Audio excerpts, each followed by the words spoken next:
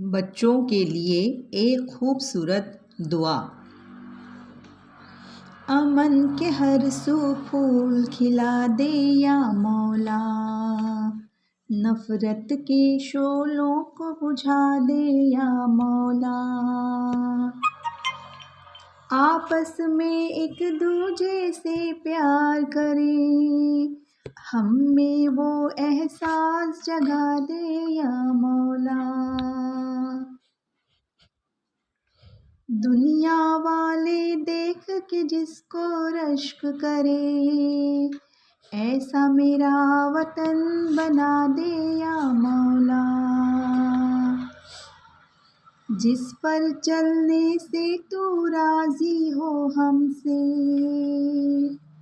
हमको बस वो राह दिखा दे या मौला।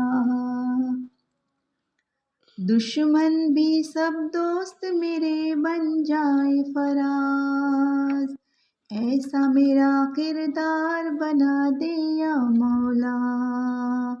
अमन के हर सू फूल खिला दे या मौला, नफ़रत के शोलों को बुझा दे या मौला।